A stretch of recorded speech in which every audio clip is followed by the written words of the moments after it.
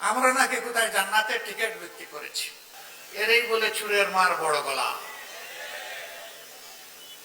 অন্যের সম্পদের পর যারা লোলুপ দৃষ্টি ফেলে এরা চোর, এরা চুরের চাইতে আরো খারাপ। আমরা বলি ভিক্ষা কর, ভিক্ষা যদি তোর কিছু না থাকে। দলের নেতা হয়ে বলা হবে আমরা দুর্নীতির টুটি চেপে ধরব, আর ঘরে ঘরে চাঁদাবাজদেরকে লেলিয়ে দিবেন। কথার সাথে কাজের মিল নেই। আবার তারাই আমাদেরকে কুটা দেন, হাজার জাতের কুটা। আমরা নাকি কোথায় জান্নাতের টিকিট বিক্রি করেছি। আচ্ছা, আপনারা কেউ কি জান্নাতের কোনো টিকিট বিক্রি করেছেন? আপনাদের কাছে কি কেউ কোনো জান্নাতের টিকিট বিক্রি করেছে? আপনারাও বিক্রি করেন নাই, আপনাদের কাছেও বিক্রি করেন।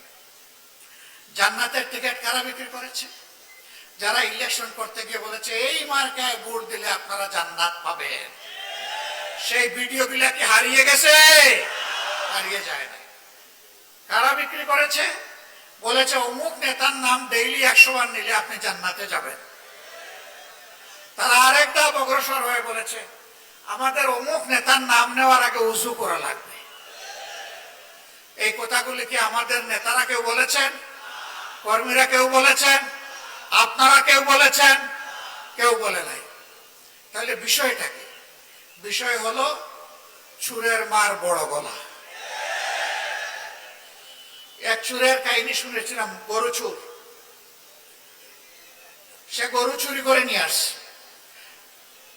মালিক ধনী না, গরিব মানুষ। খবর পাইছে অমুক জায়গায় তার গরু দুটো আছে। আর সে আইসা শুনছে যে ওই চুরের একজন বৃদ্ধ মা আছে। সে বাড়িতে গিয়ে মায়ের পায়ে ধরছে, ধরে বলে মা আমি একজন গরিব মানুষ, আমার 3টে সন্তান, 5 জনের পরিবার। আমি বর্গা চাষ করে মানুষের জমিতে যা একটু পাই তাই দিয়ে চলি। আপনি আমার মায়ের মতো, আমারে একটু মায়া করেন, দয়া করেন। কি দয়া করবো, কি মায়া করবো? যে আপনার ছেলে আমার 2টা গরু নিয়ে এসেছে, আমি ধার দেনা করে কিছু টাকা নিয়ে এসেছি, একটু এইগুলা রেখে আমার 2টা গরু দিয়ে দেন। বেটা তোমার মাঝে কিন্তু বিচার ইনসাফ নাই। মা আমি কি বেইনসাফি করলাম? আচ্ছা বলো আজকে তুমি কত টাকা নিয়ে এসেছো? তো সে সামান্য একটু টাকার কথা বলছে। তো জিজ্ঞেস করতেছে আমার ছেলেটা যদি ওখানে হাতে নাতে ধরা খাইতো তাইলে তাকে কি 2-1টা কম দিতা? তখন তো লাথি ঘুষি দিতে দিতে মেরেই ফেলতাম। সে তো ভাগ্য বলে চলে আসছে, এখন 16 আনা পাওনা দিয়ে তার কাছ থেকে নিতে হবে, 1 টাকাও কম দিলে মানব না। এরই বলে চুরের মার বড় গলা। অন্যের সম্পদের পর যারা লোলুপ দৃষ্টি ফেলে এরা চোর, এরা চুরের চাইতে আরো খারাপ। আমরা বলি ভিক্ষা কর, ভিক্ষা যদি তোর কিছু না থাকে। ভিক্ষা করা হারাম নয়, অভাবের তাড়নায় ভিক্ষা করা জায়েজ, কিন্তু চুরি এবং চাঁদাবাজি সর্বাবস্থায় হারাম।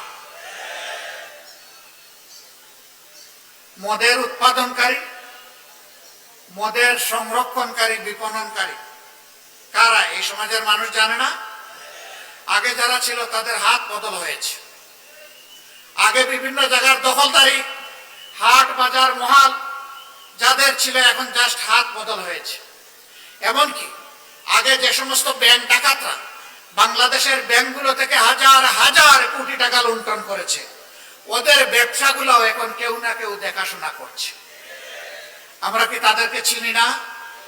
জনগণ সময় মতো জবাব দিবে ইনশাআল্লাহ।